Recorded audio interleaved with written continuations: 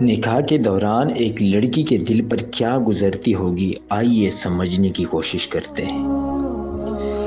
وہ ایک جو آپ کی ہوگی وہی آپ کا مان ہوگی، آپ کی محبتوں کی حقدار وہی ہوگی جو آپ کی ہوگی۔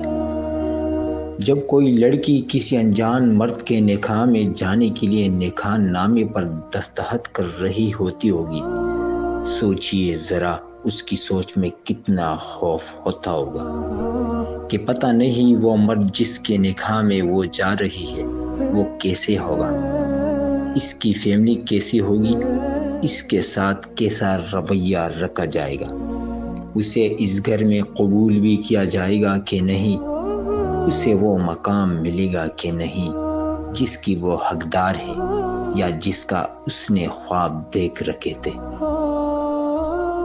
ایسی لامحدود سوچوں کے ساتھ وہ دستخط کر دیتی ہے، اپنی ساری سوچوں کا وارث اس ایک شخص کو مقرر کر دیتی ہے اور اسی کرب کے ساتھ اپنا آپ اس شخص کو سونپ دیتی ہے۔ تھوڑی دیر کو سوچا جائے تو کتنی تکلیف دہ مرحلہ ہوتا ہے، کتنا مشکل فیصلہ ہوتا ہے، پھر بھی دل پر پتھر رکھ دیتی ہے۔ ایسے تمام مرد حضرات جو کسی لڑکی کسی عورت کو اپنے نکاح میں لیتے ہیں، ان کا ہاتھ تھامتے ہیں، انہیں پھر کبھی مت چھوڑیے۔ آپ کے رب کی قسم، جب وہ کسی انجان کے ہاتھ تھامتی ہے اسے تب ساری دنیا بے قیمت لگتی سوائے اس ایک مرد کے جس کا ہاتھ تھامتی ہے۔ کبھی مہلت نہ دیجیے گا اسے کہ اس نے آپ کا ہاتھ تھام کر غلطی کی، اتنی مضبوطی سے اس کا ہاتھ تھامیے کہ اسے اپنی ساری دنیا آپ میں سمیٹے نظر آئے، اسے اپنی استعداد بھر خوشیاں دے، یوں آپ کا وجود اس سے باقی سارے وجودوں سے اعلیٰ لگے۔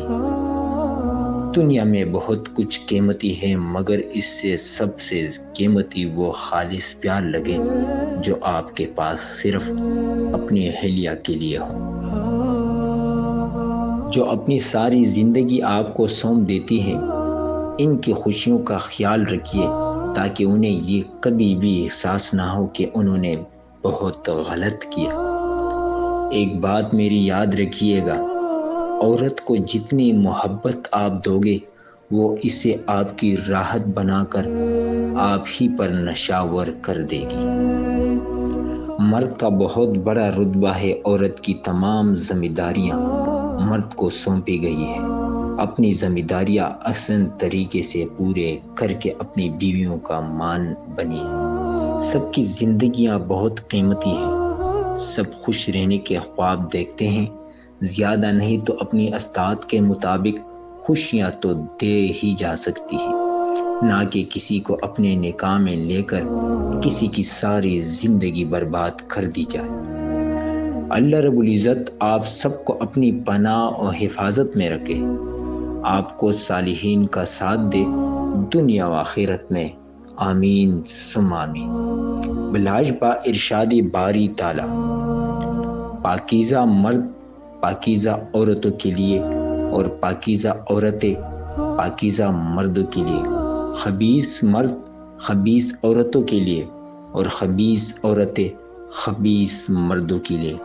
معیار ہر انسان بناتا اور عدل اس کا رب فرماتا۔